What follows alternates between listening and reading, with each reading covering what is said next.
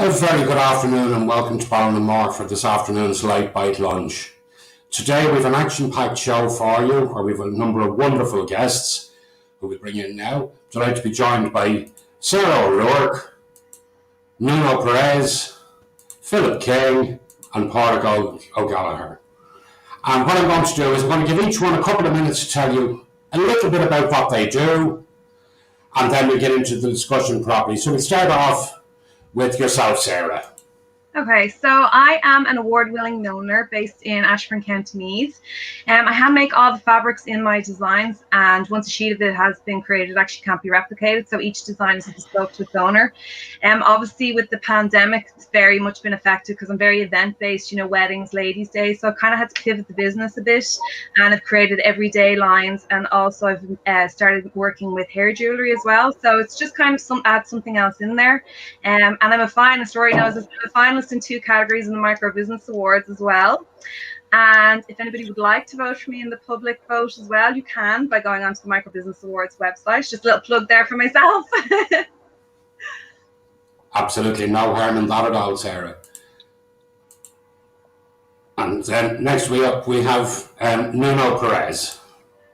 Hi everyone, so I'm Nuno. As you can see by my name, I'm not Irish. I'm from Portugal, but I live in Dublin for the last 15 years.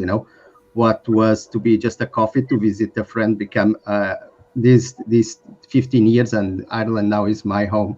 So what I do, I'm a mind coach, and what I help is people, to be honest, is to get from their own way. Normally our mind runs in the passenger seat, and I help people to get in the driving position.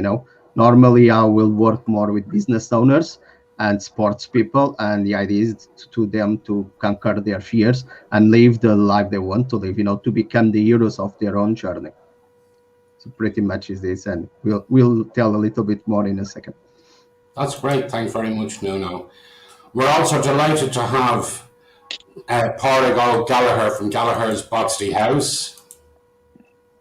Hi, Rory. Hello, everybody. My name is Pádraig O'Gallagher. I'm the owner, chef of Gallagher's Boxty House in Temple Bar, which was founded in 1988. We also have a brewery called Jack's Fitz Stouts and Ales.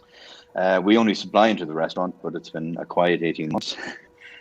We also have we've opened up takeouts in our Tala kitchens as with delivery-only food. A Pollo chicken brand and Molly Mac and noodle, and we also do the Boxty House and takeaway. Looking forward to reopening, looking forward to getting back to some sort of normality, and fingers crossed. Absolutely. And also joining us then we have Philip King, who's the UK Small Business Commissioner.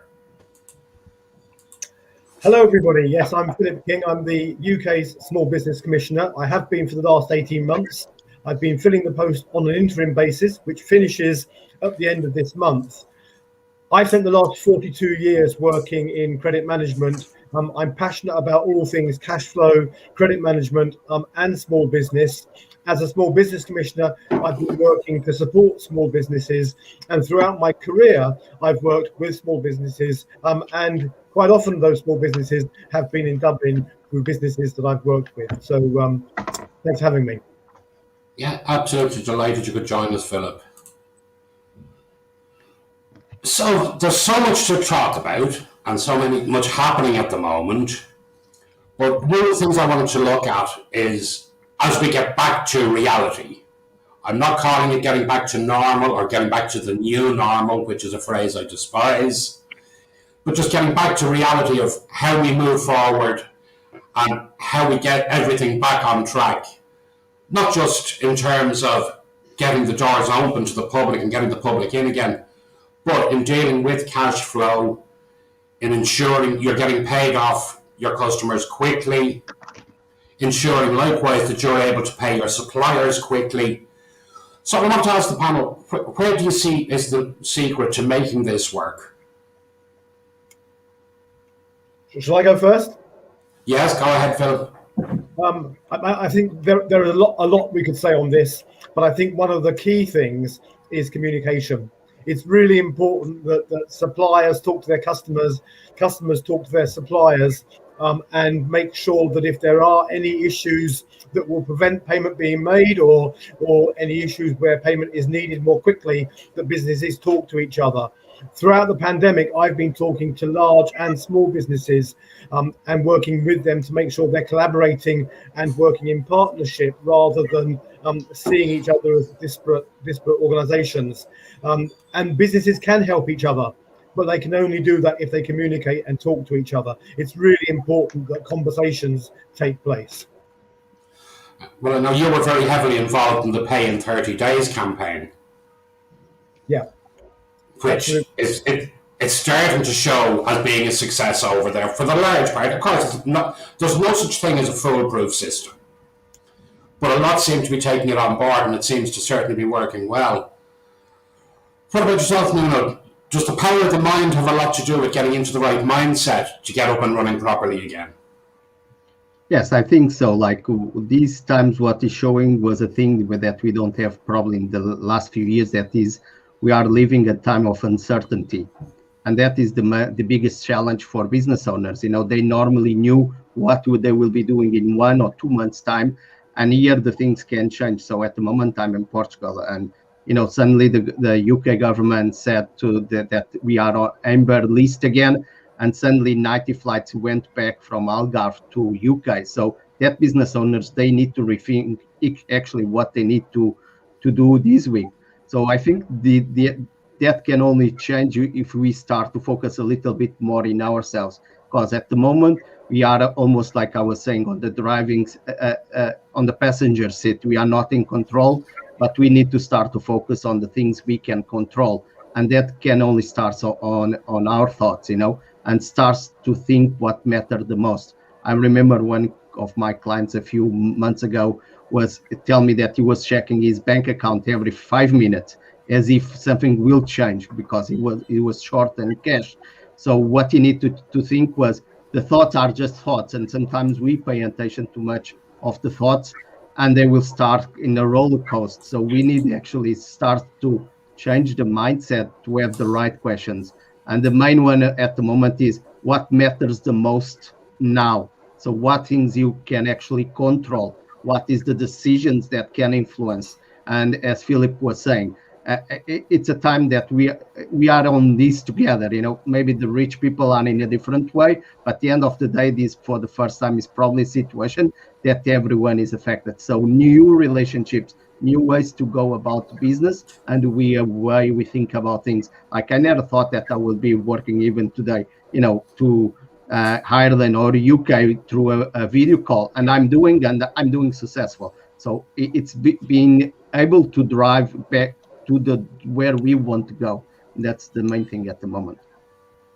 Absolutely. And for yourself, Sarah, what is it you feel needs to happen to get back to a reality? Well, it's very hard because my business is very event-based, as I said, and at the minute, the restrictions are still very much there. And I know an awful lot of people are cancelling their weddings, for example, because I make wedding pieces. They're not willing to make sacrifices, so they want to wait until they can have that larger crowd. So for me, for that, it's very hard at the minute. And then again, with the likes of Ladies' Days, because they're big events as well, they're not going to happen for some time. So at the moment, for me, it's very much a waiting game. And I have pivoted, as I said, to include everyday lines, but events are still my big, the thing that draws in the most income for me. So I know a lot of things have gone online, and for example, like virtual Ladies' Days, they're all well and good, but a lot of people are going to use what they already have. They're not going to go out and buy something especially for that. Whereas the actual physical event, they want to make this big impact. You're going to have a large crowd looking at you. So what ladies want are this unique piece. So again, it's just very hard at the minute to kind of find that balance. But in respect to what you were saying about getting payment, if people are buying something from me, for example, off my website, they have to pay before they get the product. So I don't really have that problem. But before the pandemic ever hit, when I was making custom pieces, I had to up the deposit amount because I found that I had to up it to mainly cover my costs. Because I found people sometimes wouldn't maybe want to pay the balance. Now, they wouldn't have the piece, but you could just be left with this custom piece that you only have a 20% deposit for. So I had to up that before the pandemic ever happened, just to cover my costs, So there's been some problems before the pandemic ever hit. Yeah, oh no, absolutely. It's been like I think certainly it's been an experience for all of us that we never thought we would have to deal with. And again, Pádraig, obviously with your location in Temple Bar, you were hit from very early on, and there was no sign of reprise for you for a long time. For 13th of March and 20 or last year. But you know, the government supports are critical for our industry for us to survive. Reopening a restaurant is not just like opening a door, and you got to stock up. You've got to bring back in staff. You've got to retrain staff, and that's an issue. Staffing is a massive issue for us as well. But yeah, the government supports are critical for us for the next few months, and then we're into the winter, which is our poor trading period. So you know, I'm doing cash flow projections for the first 6-9 months, and just having a look and see where we're going, because we kept on 11 staff over the pandemic. Through the pandemic, we have our production kitchens in Tala, and we also produce for other. We bring stocks and sauces and some ready meals for people out there. And I've noticed of late in the past few months, especially, that supermarkets are being very, very slow to pay them. So it has a knock-on effect to us, because I don't do the 30 days, but I'm strict on my 45 days payment, and I'm finding that I'm actually paying for supplies long before I'm getting paid from the people I'm supplying to. So it is a big issue for us, and I think there's going to be knock-on effects on that on a much later stage, you know, going on. I think sometimes as well, and just from working with other businesses, I know that they had to let staff go. So sometimes trying to pay suppliers, it's not even they don't have the money. It's just trying to find the time to do everything, keep your business running, make sure you got your finance in order. I think sometimes that plays in as well, and which obviously, you know, it's hard for you if you're not getting paid, but sometimes it's just manpower. They just don't have it, especially during the pandemic with letting staff go and that kind of thing. Well, I have to rejig staffing from 11 up to possibly 40, 45 to get reopened to full capacity. Not even full capacity, just to get open to manage, because ours is a labour-intensive industry. So to have people on floor, and that's going to be a huge cash flow management for the wages every week to match that. Because when the government changed last year to paying us within the middle of the following month, we were actually out 6 weeks' wages, which put a huge strain on cash flow. Now multiply that by 4 times, and if they change that, if they don't keep money coming into us, we won't survive it. We have to look at it, and something will have to give. So either prices go up, people have to pay more to dine out. Dine out will become more privilege. I think the dining at home, that has changed. The delivery aspect of that has changed.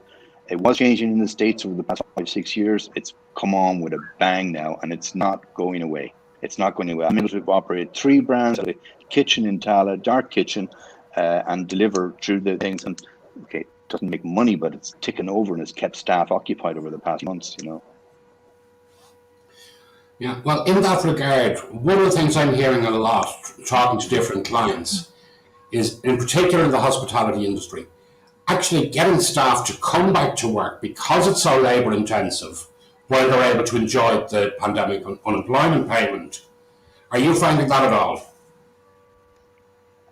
Yes, it is an issue, and it's not finding the staff to come back, because actually we put out emails over the past few weeks to looking to staff to come back, and I'm happy to say we have a hell of a lot come back, but a lot went back to their home countries and are not coming back. A lot have moved industry. So we have to rethink how we're actually, like, I run a bonus scheme for the staff. We'd run it, just started it before the pandemic. We'd run it for management for a number of years, and we extended it. All our staff, from KPs to wait staff to everything. So reinvent how we're going to go forward in recruiting and in paying staff. Can you hear me okay? Yeah, you're hearing you there now. You're just breaking up a little bit on us, but it certainly sounds like you've got a challenge ahead of you. We have challenges, and there's huge challenges in our industry. Yeah. So, Philip, if I can ask you, what would you say has been the most challenging about your last 18 months? I think everyone said it already. I mean, I think it's the uncertainty that's the real problem. Paul talked about 45 days rather than 30 days and so on. And if 45 days is 45 days, you can manage that. But if 45 becomes 60 or 75, it's much harder. And in my, over the years of talking to small businesses, the biggest challenge for them is uncertainty of cash flow, not the length of time it takes. If they know it's coming in on a day, they can manage that, but they can't just have that big gap when nothing arrives and should. And I think over the COVID pandemic, the uncertainty of whether we're going to be open or not, and Nuno alluded to this, the whole uncertainty piece is really difficult because you can't plan ahead if you don't know what's going to happen tomorrow. The Portugal flights and the Amber thing is a classic example of the world suddenly shifts without any warning, and that's really tough. And it's tough for the individuals involved, and it's tough for the businesses that are serving those individuals. I think one of the big things over the last 18 months, certainly in my role, has been talking to large business owners and boards to recognise the impact they have, and to get them to understand that what can be a few rows of invoices on a spreadsheet is the difference between putting food on the table for a small business owner or not, and the impact that has in terms of well-being and mental health on that small business owner.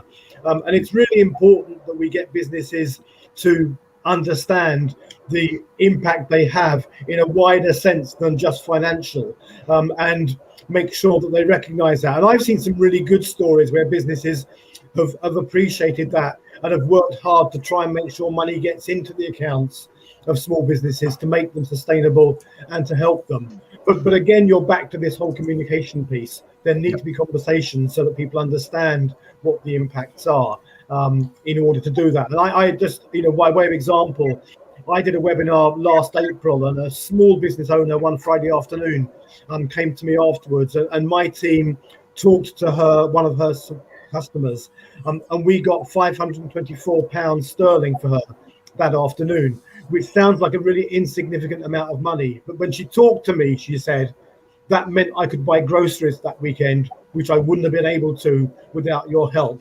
And that's the granularity of this. It's not about, finances and cash flow and balance sheets. It's around food on the table. And we need to get businesses to understand that and collaborate together to make sure that they get the right outcomes. Absolutely. I mean, I think that's very much what the new reality needs to be. We need to see a huge amount more collaboration. And as opposed to looking at around it, who are these people that I'm competing with? How can we actually complement each other? How can we put plans in place to have a support network for each other, to ensure we're all getting paid in a timely fashion, etc.? So, I mean, things like that, those conversations need to happen. Possibly is even in business owners, they need to take leadership. I don't know how the things are at the moment with the government in Ireland, but I see because at the moment I've been here in Portugal, is the leadership needs to start to come from the business owners, because the politics at the moment, they are not even give us straight dates and what's the plan. So if they are not giving the plan how the business owners can adapt or can think even in 2 or 3 weeks, I think everyone needs to start to stick the guns and say, this is how it will work on these dates. If not, like the mental health of everyone, like I work especially with business owners, it's this uncertainty that is pretty much driving them crazy. And they really love just the fact they have, for example, with me, one person a week that actually can help them see what is the best ways and have a clear vision, at least what they will do on the next week also. Yeah. Well, again, I mean, we look at South Anne Street, where we have a number of coffee shops in Dublin. And by the businesses coming together and putting pressure on the council, they've now had it pedestrianised and a large area opened for outdoor seating. Yeah. And Marion Row as well. I know Marion Row done the same. In Swords, they did that as well. It was before Christmas. They arranged tents outside the restaurant so people could go out there and sit, which was great for support. I think it was Dublin City Council that did that. But again, just to help the restaurants was great, the support.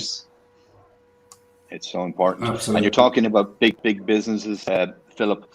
We're part of Kickstart program with Lidl here in Ireland, and we hope to have 3 products on the shelves in August. They guarantee payment within 6 days to small companies. It is an excellent program. It's really good.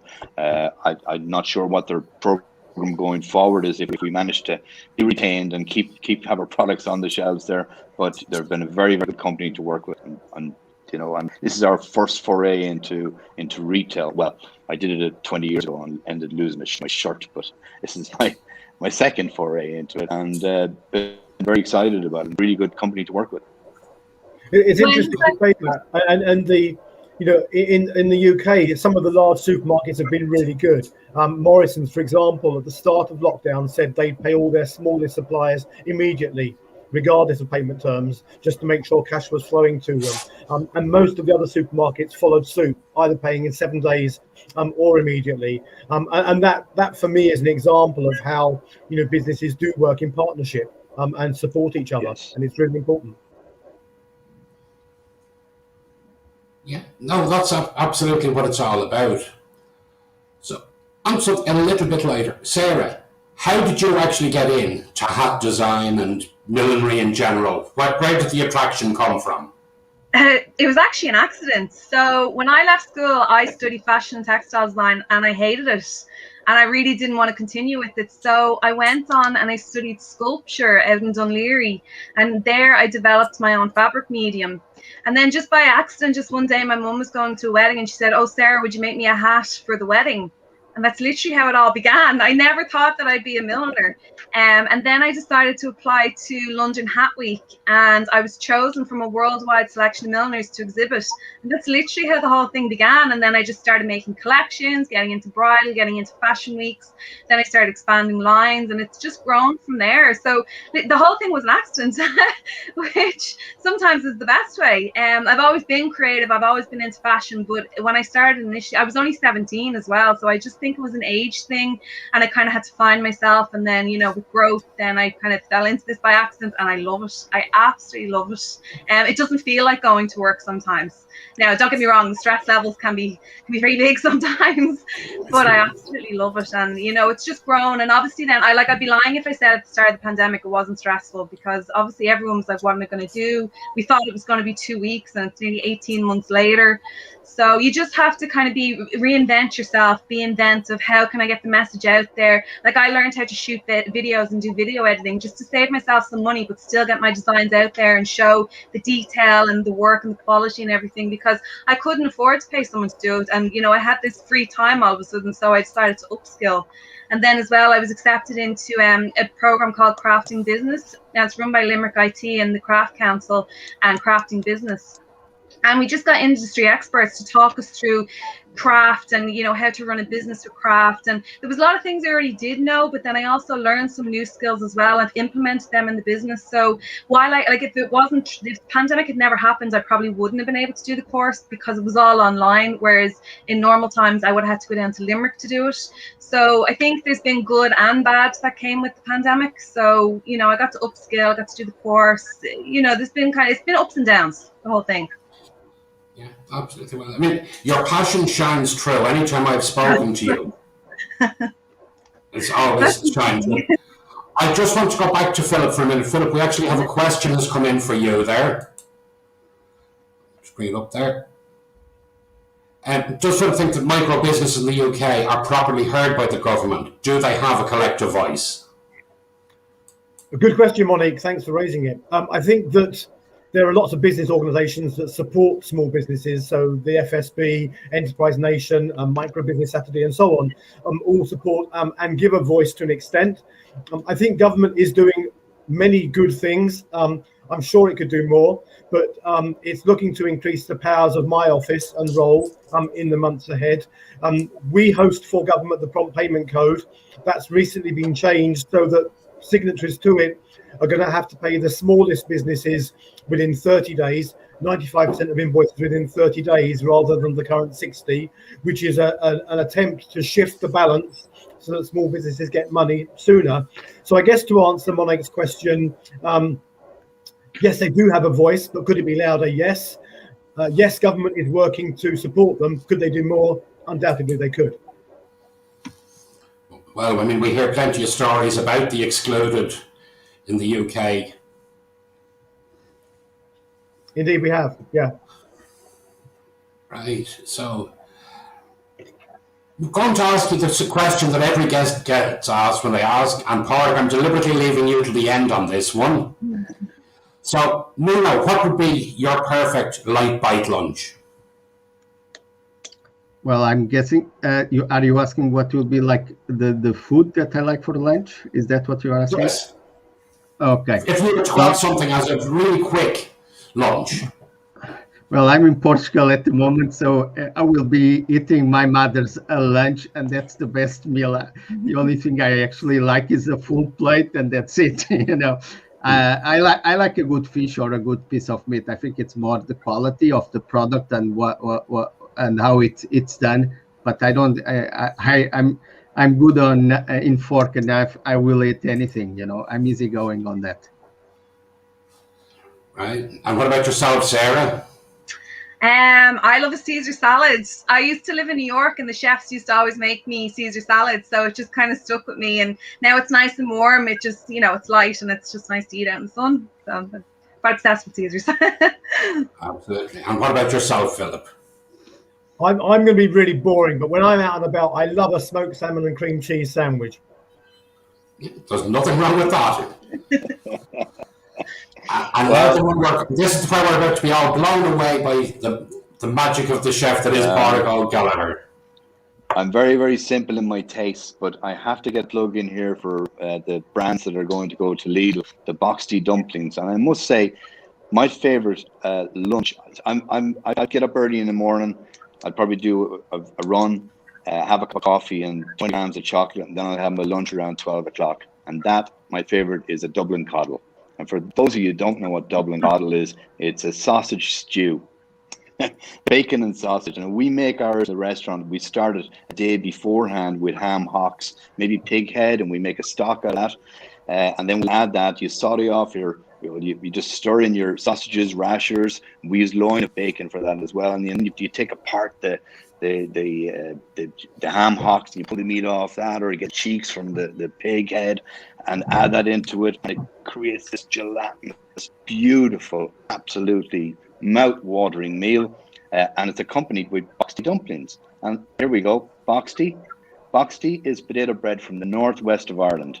There's three types. There's boiled, baked, and pan Boxty, and they're made with grated raw potato, cooked mashed potato, and flour. Ours, the boiled Boxty we do traditionally to be the size of a sailor, the size of a tennis ball. We make them into little bite-sized dumplings, so they're a great conductor of sauces. So that's my 30-second elevator pitch.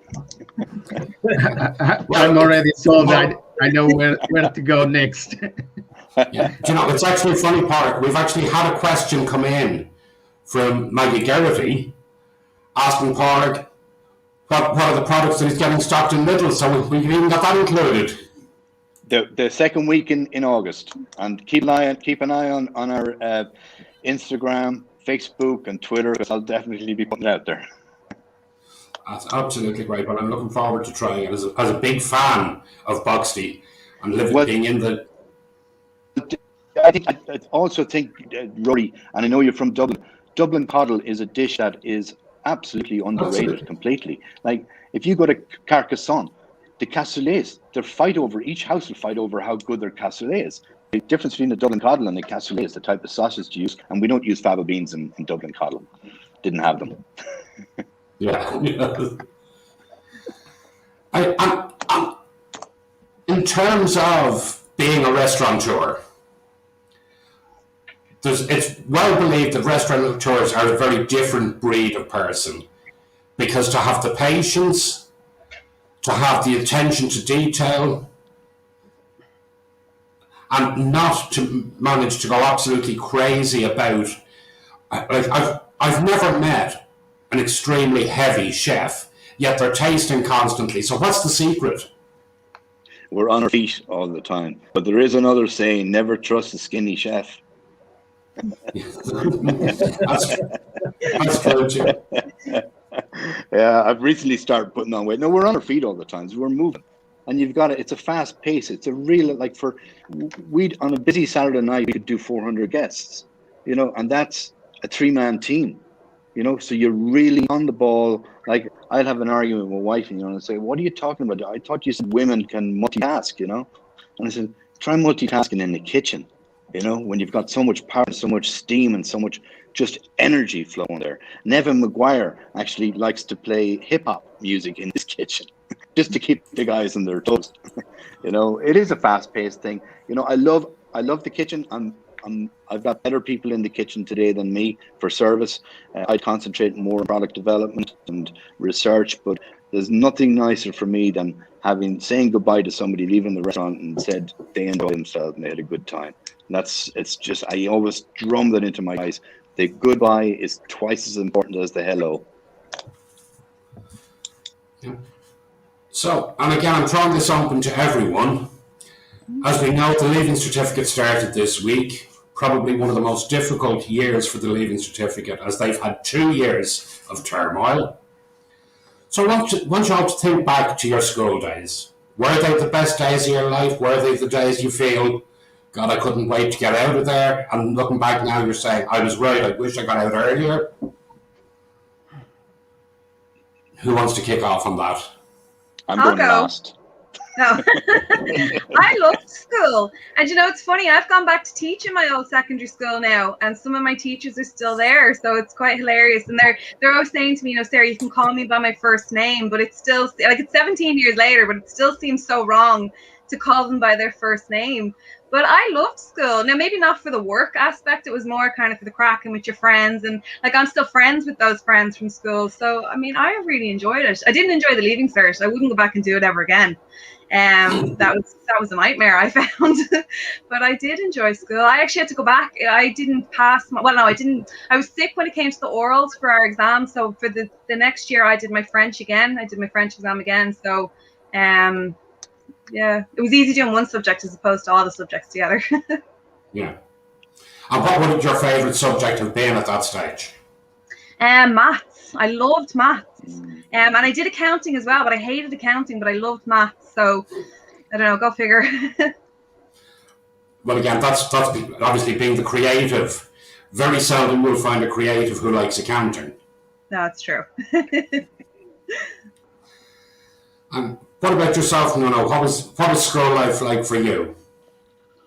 To be honest, like, school was something that I have like mixed feelings about that, and I think the main thing is the way the school in Portugal it's done. That is, you know, it's about you just, you know, books. That you know, if like myself, if you are a creative, I think the school it's a really good school, but they don't teach us how to think, you know. It's all process, you know. If anyone it's a really good thinker and outside the box, it's difficult to be included. Like, I studied, like, I was also in a degree of physics and chemistry and cardiopulmonology, but I never felt that the school, and now you can see that he's being challenged. You know, companies like Google and IBM, they are saying that they don't need people with degrees anymore, because actually there is new generations are getting more from start to work, and the knowledge is out there. And I think the school needs to adapt and be included in the business, with the business owners and other things that are around the schools. But funny enough, when I came back to Dublin, you know, for all the courses I did in on my area that I did in Dublin, or I did in UK, you know, from hypnosis, life and business coach, NLP, and so on. I end up being the best student ever on that institute. You know, like, for example, NLP, I did, you know, when I finished, you know, the owner of the institute told me, you are the best student to do the modeling project in 15 years of Orange Institute. And that was not happening here. So I think, and it goes back a bit about communication, is about, and I actually end up teaching in some schools, you know, through my company and go teaching. And I think there is something that the you know, local authorities and governments, they need to have a look and change things around, because the times will come again of this uncertainty. People need to start to think and act in a different way they never did before. They need to prepare for this real world. we are trying to say, oh, this new normal, different normal, but at the end of the day, this is still life. We are just using these words and try to put in boxes, but you know what? It's life. It's a little bit like business owners sometimes. Well, my business life is okay, but my relationship is not, and they try to box. Man, life is still life. If one is not right, the other one will not be right. There's no possibility. If business is not running when you arrive at home, your wife will not have your best version at home, and the other way around. So yeah, it's something. It is good. I think they will have challenge in the next few years, for sure. And what about yourself, Philip? How was school in the UK? I guess I'm the old man of this group. I'm coming up to semi-retirement, and my school days are a long time ago, but they weren't very good. I was awful at school. Left school at 16 with almost no qualifications. Pottered around doing things, had no idea what I wanted to do. And a bit like Sarah, completely by accident, I fell into a career. I asked a friend if they had any van driving jobs. He said no, but we've got a job in the credit control department. You'd like that. I had no idea what it was. I went for an interview. No one else applied for the job at all, so I got it. And 42 years later, I've been working in credit management. Absolutely loved it. Done 3 qualifications, including an MBA. And felt that I could relate to those qualifications because they fed what I was doing and what I enjoyed doing. Whereas for some reason, for me, I couldn't connect what I was learning in school with what was going to come next. Yeah. And I think that's a fault of the system, as Nuno says, that you need to work out and with my children and my grandchildren, I work really hard with them to get them to understand the benefit of a broad education and knowing all this stuff. But they're learning lessons that I certainly didn't learn for myself. And now, Park, you wanted us to leave you till last, so. Yeah, school. I used to say I defeated school. School defeated me, I think, in a way. I grew up in a pub in Leitrim, and I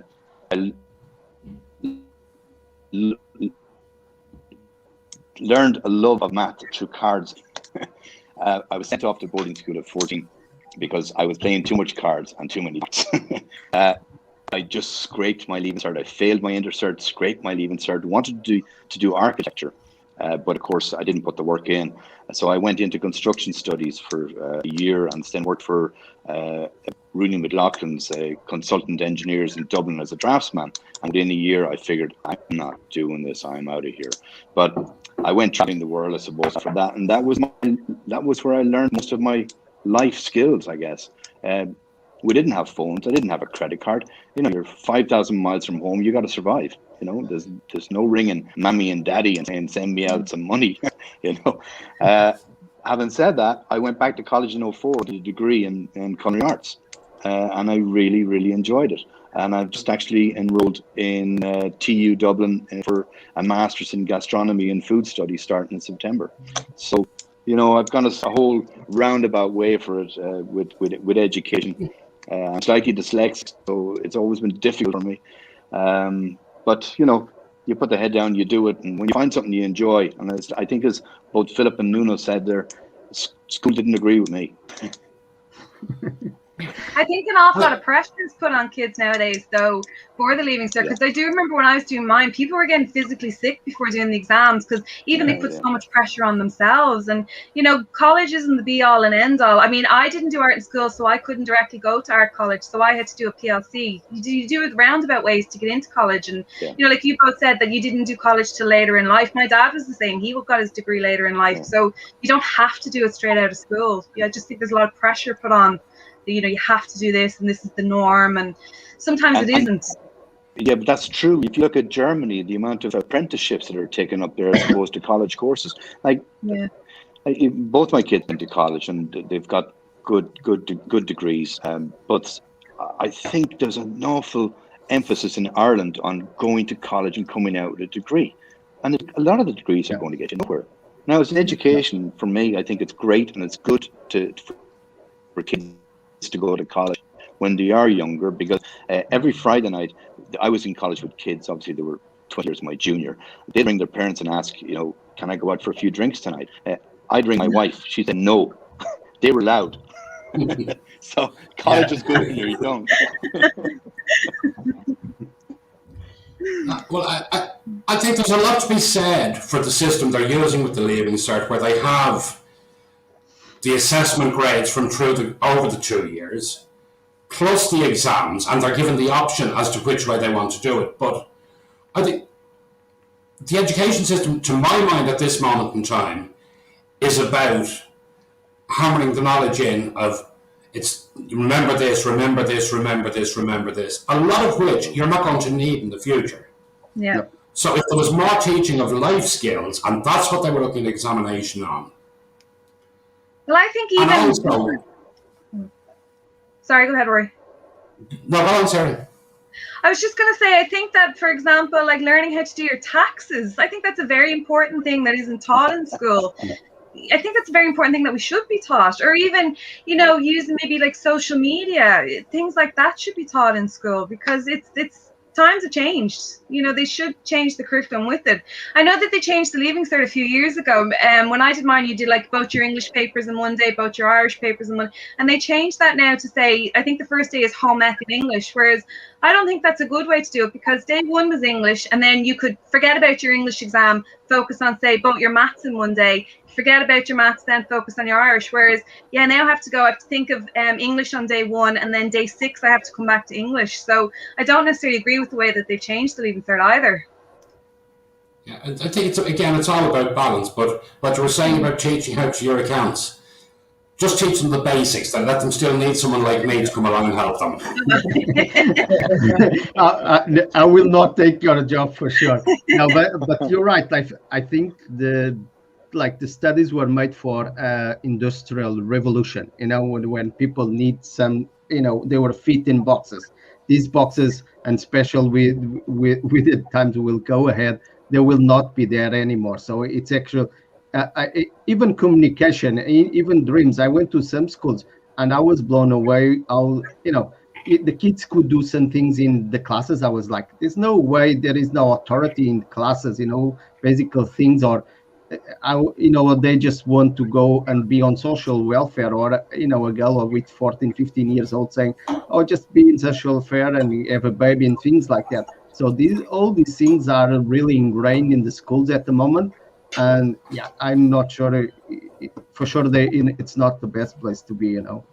So yeah. Well, on that, how do we get the message out there that social welfare is supposed to be a hand up, not a hand out? I think in certain areas, I feel like sometimes kids are maybe wrote off because they live in certain areas, and, you know, you're only going to, for example, go on the social welfare. You're not going to make anything of yourself. I've seen that myself, and that comes from teachers, and I just don't think that's the right way to get through to kids. I think you need to encourage, but just for example, if you're teaching in schools, you need to encourage kids to do something besides just go on the social welfare. They need to find their passion, and, you know, you need to want to get out of bed in the morning, because I just don't know how people can sit at home all day long on the social either. Like, I know from staying at home from the pandemic, it's just so boring. I want to get out there and do things. So I think it starts with schools. You need to be passionate, you know, find the passionate kids. If you just go in every day and are just like, oh, you know, whatever, you're not going to make anything of yourself, that's not the right attitude to have. I think that's part of it, but I do think it begins in the home. And that's where it starts, and that's where the education needs to start. And my dad was a vet. He left the house at 6 o'clock in the morning, came back maybe at 12 at night, all out working all day, you know. And none of us, there was 9 of us kids in the family, not one of us went into veterinary, and we all kind of said, well, I'd never do those hours, and I ended up being a chef, you know. Figure that one out, you know. But it does begin in the home, and that's really where it is. Like, there was 9 of us at home. You were always kind of fighting for a bit of attention here and stuff. And like, as I said to you, they sent me to board school thinking that I get the attention there. You can't do that either. You know, I know it from my 2 kids and bringing them up. They both got massive points in their Leaving Certs and went on to do things they wanted to do with them. But you were on them. You were on them all the time. You know, and saying, what have you done? What are you doing? Where is it? Show me reports. Bang. And you don't let up on that.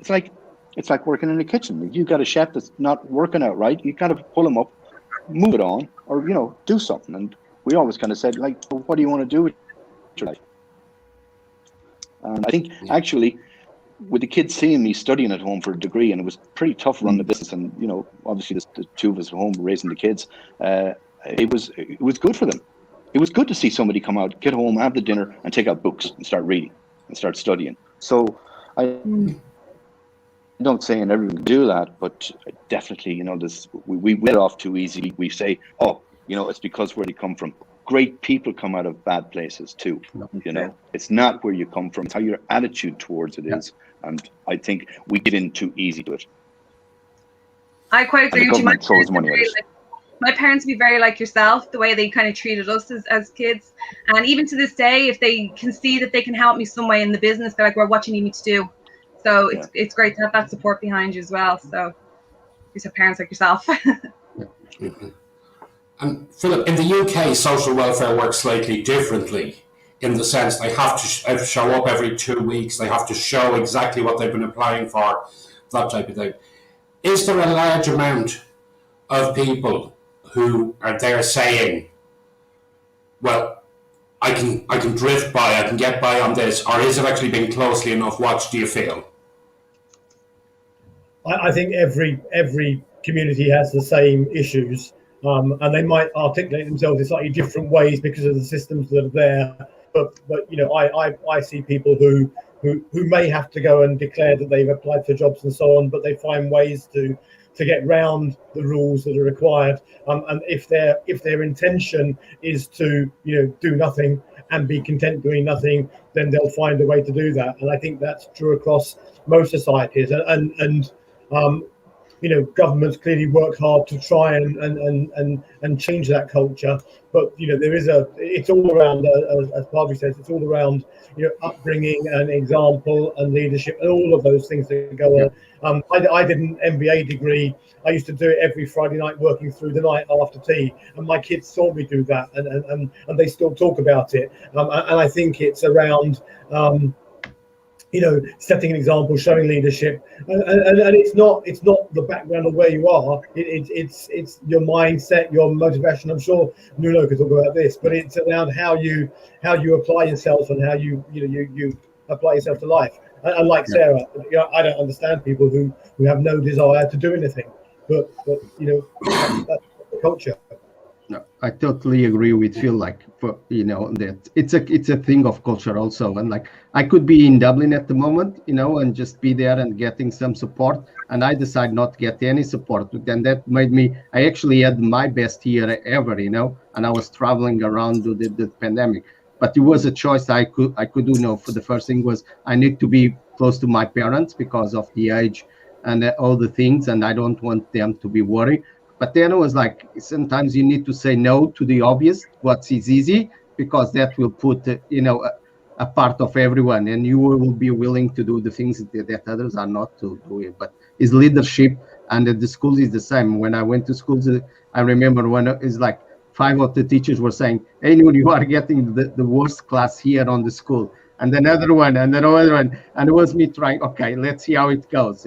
And when I was there, even there was a bad student, and I just challenged him because I know that's the only way he knows how to communicate, was to poke me. But I was up to the challenge. At the end of 1 hour, he was actually the best student in the class, because actually someone give me a light at the end of the tunnel, and he was the best student on the interviews that we are doing during the class. Yeah. So, Philip, I'd ask you first of all, after the role you've been in, if somebody came to you with a very small startup, said, I'm thinking of starting a business, what, in 3-sentence advice would you give them? Can I have 4 sentences? Yes. Okay. So I would say to them, before you supply anybody, ask 4 questions. One is, who are they? Make sure you know the right name of the business and whether or not they're able to pay you and so on. The second is, when are you going to pay me? Make sure you agree the payment terms up front and agree when you're going to get paid. The third question is, how are you going to pay me? Know their system. Know what you need to do to get an invoice into their system and out the other side as money in your account. And the fourth question is, where is my money if it hasn't arrived? Don't be afraid to ask for it. Sounds like really, really good advice. And what about yourself, Sarah? What would you say? I'd say you have to have a passion. So why are you doing it? Why do you want to do it? That's where I would go with really just why do you want to do it? Where are you going to go with it? What's the plan? You have to have a business plan. You can't just go, oh, I want to be a milliner. I don't know how to do it. I don't know what supplies I need. I don't know who I'm going to supply. You need to have a plan. And Paul, if someone came to you and said, I'm looking at getting into the food business. One sentence, I suppose. Turnover is vanity. Profit is sanity. Just to remember that, it goes back to what you were saying, Philip, about getting paid, because you can have, I've seen guys in my business open up lots of restaurants and eventually go wallop because they thought it was great. Because how many restaurants have you got now? I got 4. Oh, I got 5. I got 1. I've had 1 for 33 years. I've had little ones. I've opened them up and sold them on and stuff like that, but I've stuck with the one baby. My wife said it's my first baby.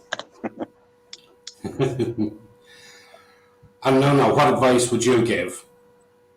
I think probably 3 of the main aspects. One, it will be mindset, because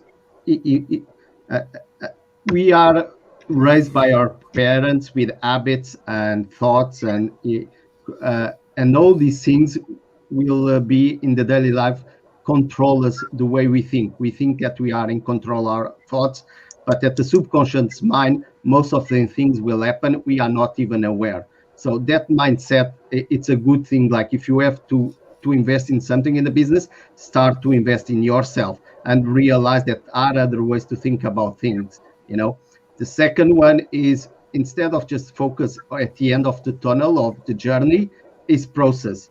If you don't have process in your business, like me, how many sales calls, how many contacts, and you go through this process, is like losing weight. People focus at the end, then they need to focus is how many push-ups, how many calories on a daily basis. So you need to know the data. You need to know how the things are, where they go, and understand. And it's a basic level that I always work also with my clients. And the third one is probably the best thing is get a mentor, because don't try to figure it out everything. It's a small investment for the thing you can actually lost, because if someone already had made the journey, they can save you time, and that is the most precious thing. Money and health you can get back, but time not. Like I speak by myself. From 300 people that did the training with me, probably they are 2 only working on the area, and I'm one of them. And the reason was I was investing with people that already knew and did the journey beforehand, because I didn't need to figure it out everything on my own. You cannot be alone. No man is isolated. Yeah, absolutely agree with you. So the plans for the future. What do you plan for yourself, Philip, once you get finished in the job now? What's next for you? Well, I'm not sure yet. I'm going to semi-retire. I've got 6 grandsons, so I want to spend a bit more time with them. And I'll spend the rest of the time recovering from the energy that takes. No, I want to find a couple of opportunities where I can continue making a difference for small businesses, and work with businesses that deliver services for small businesses. But I'm not quite sure what that's going to look like yet. I'm having conversations, and we'll see where it goes after I finish at the end of this month. Yeah, well, I really appreciate the efforts you have made for UK businesses. I mean, it was long overdue getting somebody into that role who has that drive and that passion for micro businesses, as opposed to just a box ticking exercise. And I think it has to be said, you've done an absolutely fabulous job in that. You were saying, Park, about going back to do another course. Yeah, I'm start back in September, part-time. It's a 2-year course. I'm lucky in a way. I have my son has joined the business, and he's very enthusiastic about it. And again, it was accidental, because he finished his degree and was heading to New York on his for his visa, for his placements over there, and to check things out. And obviously with COVID, that ended. So he always wanted to come into the business, but I've always encouraged him to travel. And unfortunately, the COVID has put a stop to that for the minute. But he's gotten stuck into business. I've got a manager with me 18 years. I've got staff with me 20 over here, building the new brands. I'm looking forward to building the business back up again. And, I think the future's pretty bright. The future's bright for us. Right, that's great. What about yourself, Nuno? What's next for you? Like for the moment, what I want is to get back to Dublin. To be honest, hopefully everything starts to really open and we start to be able to get the things to the next level. And for me, that's what I want to do. Like I did a few years of what I'm doing, and I know I can go to the next level, and that's what I want. Like I'm never satisfied where I am, So and that is okay. I'm okay with uncertainty. So it just brings the best of me. I have good ideas to go about, and that's it. That's the main thing. It's be happy at the end of the day. We are all doing our year journey. I think, in a way, that's what we are doing here. So, all the best to everyone. Absolutely, and thank you very much for that. So we're coming up to the end of the show now. Paul has promised us a poem to do with Boxty before we finish. So we'll It's an old rhyme with Boxty, and my thesis for my undergraduate study was the origins and peculiarities of Boxty. A lot of people said that Boxty, a lot of cookbooks said that Boxty was a famine dish, and this used to gall me because there were no potatoes in Ireland during the famine, so how could you make Boxty? But I actually found a reference to Boxty from 1828, which was good 17 years before the Great Hunger, or the potato famine, and origin of Irish peasantry. But a rhyme that helped me date Boxty probably back to mid-18th century was Boxty in the griddle, Boxty in the pan. If you can't make Boxty, you'll never get a man. It was an old wives' tale to the future daughter-in-law. But there was a response to that, which was very, very good and very interesting, because I would have called it a feminist response of the day. And it went, "I'll have none of your Boxty, I'll have none of your Blarney, but I'll throw my petticoats over me head and be off me Royal Charlie." So that was probably Bonnie Prince Charles. We had a dateline, something that's not written about. You have to pull at every straw you can get. Absolutely. Well, thank you all very much for joining us today. We're just about out of time, and really do appreciate you taking the time to join us on the show. And Philip, obviously, we wish you all the best in life after your role. And hopefully Nuno, Sarah and Pádraig, we'll have you back on very soon again. And Pádraig, as soon as the restaurant opens, I promise I'll be down to try some of the real Boxty of Dublin and a coddle along with it. There you go. All the best, my friend. A couple of our beers. Oh, absolutely. I'll make sure and travel by taxi that night. I make a mean stout. That's good to know. Well, so thank you very much, everyone, for watching us. If you're watching it on repeat, please do drop us an email if you have any questions, and we can always forward them on to our guests. And to our guests, Nuno Perez, Sarah O'Rourke, Philip King, and Pádraig O'Gallagher, thank you very much, and good afternoon. Thank you very much, Rory.